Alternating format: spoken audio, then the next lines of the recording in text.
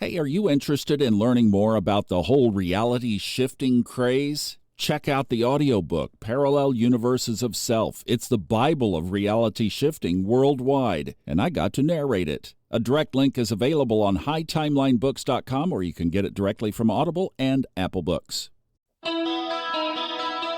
Welcome to the Subconscious Mind Mastery Podcast. Thomas Miller, concluding 2024, and I have some end-of-the-year reflections and lessons as we turn a calendar page here in real time.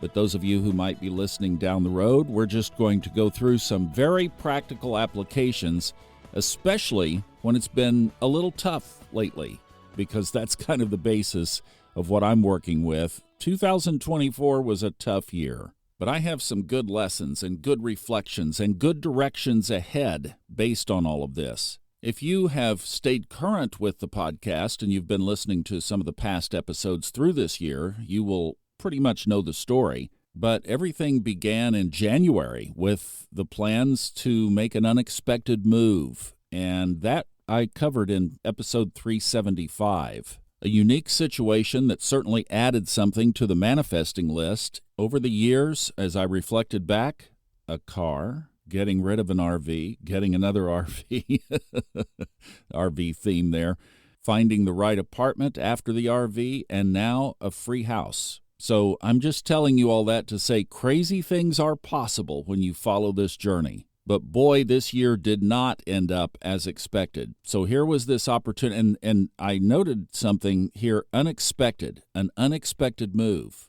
Things did not end up as expected this year. Episode 375, a few back, covers the unexpected transition that began in January of 2024. And then episode 376, the next one, covers an unexpected family situation. And then episode 394 kind of brings it forward to an unexpected medical condition. So I moved out here to take care of a dear friend, the lady who owned the home where I lived in Aspen for almost 3 years when I was there 2015, 16, 17 into 18. Well, in the end of 2024 here, as outlined in episode 394, she had a significant life-threatening medical setback. So it has been a year of unexpecteds. The year began in North Carolina. It's ending in California. And, of course, in between that was an unexpected hurricane in North Carolina that very much affected the area where I was. Still is affecting so many in such a tragic situation. So as I was writing that unexpected list, I thought, well, you better look at where Uranus is in your chart, where the year began and where it's ending, because Uranus in astrology is the planet of surprises. And sure enough, the year began with Uranus in an exact square aspect, which, if you don't follow astrology, is a tense aspect or a challenging aspect.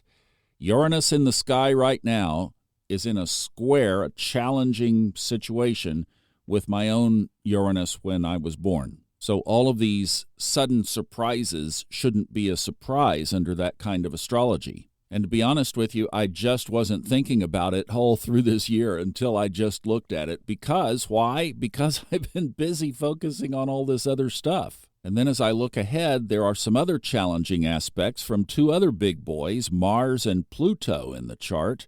So the fun and games are not over yet. But I'm thinking maybe if I expect challenges in 2025, maybe it will turn out differently, because I didn't expect them last year and wow, got sidewhacked. But I'd like to just reflect on, I think I've got 5 or 6 or 7 things here that I'd like to go through of things that happened and lessons learned from this year. And the first one is just with what we were talking about. Thank goodness, I thought, that I had worked these new ways of living and new ways of being that are encompassed in almost 400 episodes now of this podcast, that I've worked that into my life. If you're new and you're just dropping into this podcast, it is kind of an audio blog journal, if you will, of development from a former way of life into a new way of living, driven by and realizing that the subconscious mind still drives everything that we do. It is the computer operating system, if you will. So the first thing I thought of was thank God, literally, thank God that I developed the tools that I have over these past 15 or so years to learn how to develop this. Has it made it easy? No. This was tough. Have I had my moments? Yeah. Do I wish I could unwind and wave a magic wand over it? Well, yeah, if you listen to the one about the family, you would say, yeah, you better. But I would say this, that if I acted Pollyanna and appeared as, oh, it's no big deal, you just blow through it and all, or that kind of thing, I would not trust me for sure. I would run because it does hurt. Life does hurt, and we know that. That's reality. It's the tools that we develop through these processes that give us the quiver full of techniques that we can use as we create the new reality. Because a lot of people will wallow in their challenges. They'll do it for sympathy, to get attention, or simply because they don't have the tools to get out. There's a great little verse tucked away in Hosea, a tiny book toward the end of the Old Testament in the Bible. It says, "For the lack of knowledge, my people perish." A lot of people today don't search for the answers. They want to be handed answers. They don't go digging. They don't acquire the knowledge, and thus they perish. So another lesson is not to wallow. However, we have to heal. And that's the authentic part of what I've tried to do this year, is to heal. I had to be quieter this year, fewer podcasts, because I had to grieve. And also my focus was distracted this year. Lots of changes, lots of adjustments. So those of you who have gone through relocations or relocations of your situation, maybe a partner has left, you feel like you've lost some of your grounding, which we're going to talk about in a minute. It's always good to check on where you are. Healthy grieving or wallowing for attention and sympathy, because we have to pick up and move on. And that leads to another lesson, like picking up and moving on. Since this podcast started, you guys have followed me like a ping pong ball around different places. I think it went Dallas, Colorado, Dallas, Florida, North Carolina, California. That's a lot. But when my kids were in high school, junior high, and then in high school, my goal was, when they were independent, that I wanted to travel. So this is something I created, and I own it. I wanted to see different parts of the country. I wanted to experience different cultures, different states in the United States. For those of you listening outside, one state can be different from another. I guess those of you in Europe, it would be like living in Denmark, for example, and then living in Germany. They're different. I'll tell you, California and North Carolina are different. They are. But for an adventurer, that's part of the challenge, isn't it, to experience these different things. But I have learned one thing from all of that, and that is that there is a grounding, and there can be a lack of grounding in places. There was a sermon, actually, it turned into a book, and now it's PDF I think you can download, called Acres of Diamonds. It's a great story. Short, but I highly recommend you read it, because we all tend to, at times, think that there's something better over there. And Acres of Diamonds teaches us that often it can be right under our feet, literally. So if you are blessed to have a place where you have support, you love where you are, you have family, friends, or whatever there is for grounding around you, if things generally work for you there, then I would say be careful about getting itchy to leave that grounding. The energy that you are leaving may or may not be matched in the new location. And in fact, I would say from my experience, chances are it won't be. Energy shifts pretty dramatically. Over that list that I mentioned, this is just purely my own personal experience. Dallas was good for business, challenging for relationships, and it was close to my Pluto line, so all of the transformation that's mentioned in this podcast, and that's really still the theme of my life, is transformation, happened in Dallas. Aspen, by far the most fun I've ever had in a short period of time. But how it concluded was, now it's your time to go back and get busy and put this out. And that's when everything that I've been doing really took off after leaving there and going back to Dallas. Florida, boy, that turned out interesting. The day I arrived was the day that I was setting up my audio booth, and I lost control of the wall that has the heavy solid core door, and it went into the walls of a very Virgoan landlord who was downstairs literally dusting the top of the blades of the ceiling fan with a dry paintbrush. He was dusting the ceiling fans, and I was crashing through his wall upstairs. To show you the kind of guy he was, he ran up the stairs when he heard the crash, and his first question was, "Are you okay?" And that meant a lot. When the concrete cover of the septic tank cracked as I walked over it, as I had for 8 months, and fell in, he said, "Tear up the lease. I know you're not happy here." And then I had the wonderful opportunity of living basically on both sides of the Smoky Mountains in North Carolina, and that was a blast. I got to experience the Linville side, the Blowing Rock and all up in there, and Boone and whatnot, and then I got to experience western North Carolina, which, of course, has been devastated by Hurricane Helene, and I love both of them. And then California has been its own opportunity for growth and challenge. I've had to make adjustments out here. And that's kind of the next point, because as we go through these changes and life situations adjust and we have to adjust with them, what you focus on through it will determine the experiences that you will have 1 year, a year and a half, 2 years down the road and beyond. So be careful, and I've had to catch myself here with this, because I promise you the contrast between the fertile, tree-lined mountains of North Carolina and the hot, rocky, dry, desolate desert of Southern California is as stark as day and night. But I had to realize this as its own unique experience and start creating what I was going to do here, and I made some adjustments. Basically midsummer. It took me about 3 months just to get over the shock of what had happened. That's episode 376. But then I started in the summer to make the adjustments and started to get things back going. And, this is another point. When you get knocked back, it might be a little harder to believe in the new creations because you can get focused on the current reality. If I had focused on the stuckness that I was feeling, the "oh, what the heck have I done" feeling, then I would be creating that for myself 6 months, 12 months, 18 months, etc. down the line. So often in these kinds of situations, the worst lens to look through is the current lens around us.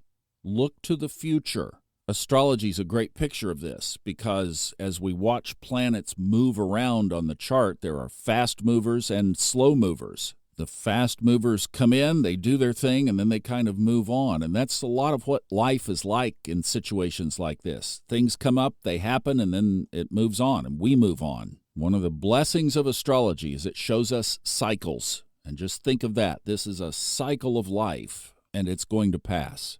And, there's an upside to all of this, too, obviously, because those who don't take risks are not going to get beaten up. There's a great line, a great quote says, "If you don't go out on the branch, you'll never get the best fruit." I know that I have a risk profile built into my chart. To take a risk like I did is really nothing to me. It's kind of the wiring diagram. So in that sense, you have to figure out your own path, obviously, but don't let fear keep you from stretching into something that you'd love to try. If you feel overly secure and overly safe where you are, that can often sometimes be keeping you from something that might be even better. So we all have to find what's right for us at any given moment. And the way to do that is not to ask our friends and not to go seek some other thing. Intuition, the answers are inside of you. And we have a lot of episodes here on the topic of intuition. And I'm going to be doing more in 2025 because I think that is the absolute key. When I stood on the patio of this house that I'm in now in Southern California in January, I asked very quickly, and I had to say, we are about to make a significant decision here. I need to know, and I need to know now, and I need it to be accurate. And I did my little muscle testing and intuitive process, and 3 times it said, yes, do the deal. This came from inside.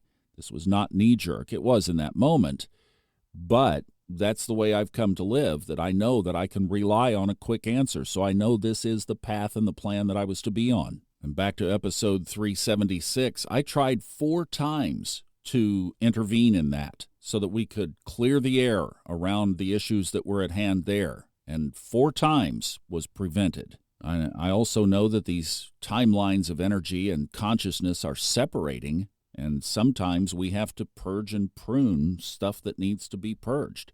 I hope all of that comes back around if it's supposed to, and I'm holding for that. I'm holding for the love and the forgiveness that hopefully could show up, but I'm also content if the timelines separate, and that's what it's supposed to be as well. Because there are 2 different energies at play in that whole situation. And many of you have family situations with separating energies as well. My thoughts and prayers are with you during these times because things are changing. And here's another point, when things look their darkest, they're often at the turning point, so don't give up.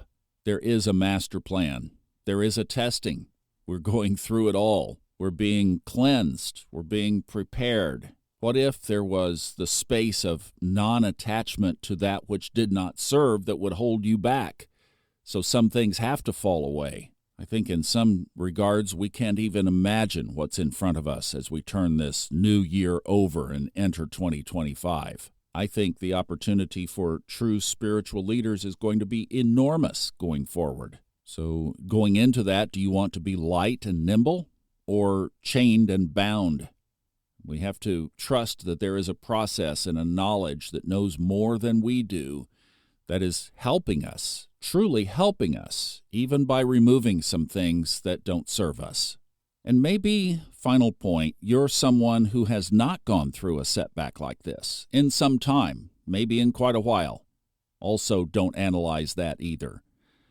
It would be great to make yourself available to those who are going through it, either energetically through prayer and emotional support. There might be opportunities for financial support. I've had one of those happen in my life, and it is the greatest blessing I could ever imagine to give this dear friend of my family's a little bit of support that they need financially. It's just the ultimate blessing. So if your life right now is more in the clear, hold the space for those out there, some you may know, some you may not, who are going through the challenges. Use the blessing of your current grounded clarity to help others who are in the shifting positions. And if you know somebody going through some tough stuff, and you have their email or their text number, send them a message every now and then. Hey, I'm thinking of you. I love you.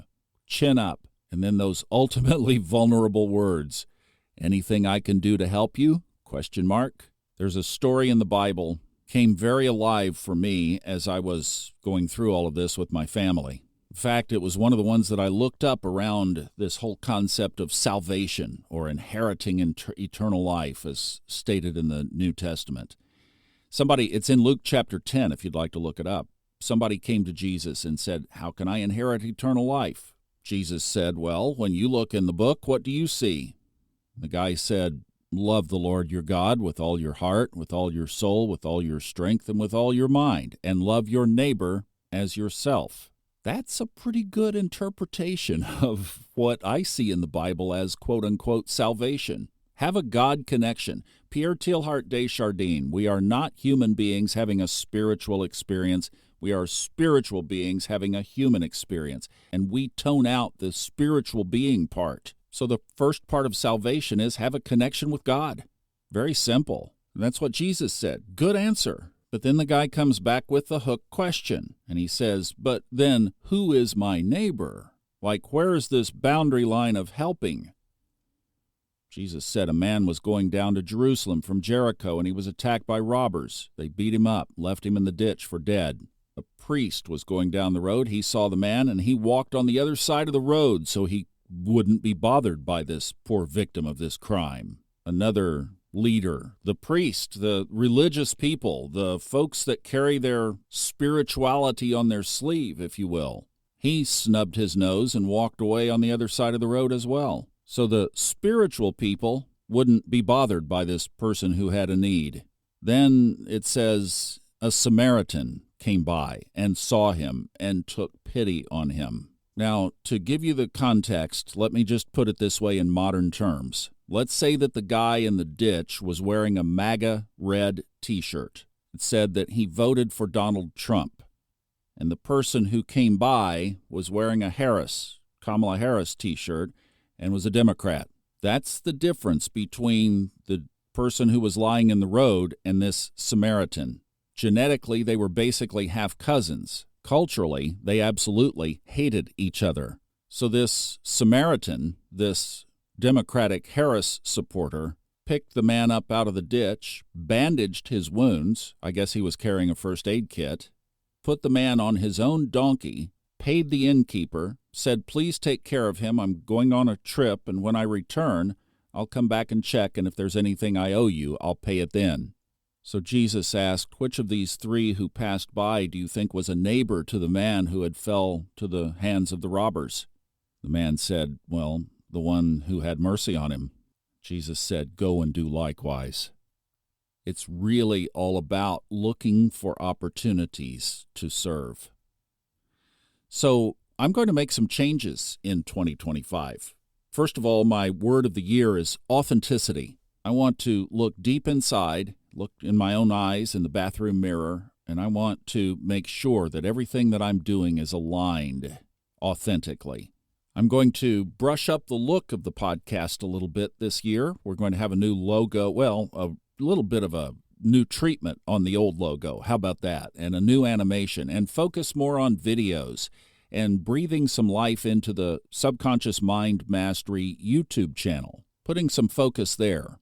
So a lot of these episodes will be in the future simulcast, so the audio will be extracted from the video. And then sometimes we'll just do an audio podcast like normal. But I'm also going to do more interviews of interesting people who have also overcome these kinds of things and are on their journeys, and we'll hear their stories. So I'm looking forward to all of that. We're going to start with my dear friend Michelle Blood, who now is kind of a neighbor. I mean, she's a couple of hours down the road south of me here. So we're going to connect. Fred is going to be around, and then other interesting people with interesting stories. And we'll be looking for authenticity as well as we go. So I hope this helps. Life has its cycles, and through them we learn and we grow. So we'll see you in 2025 with some more ways that we can grow and that we can enjoy the journey. I'm Thomas Miller. Thank you so much for listening.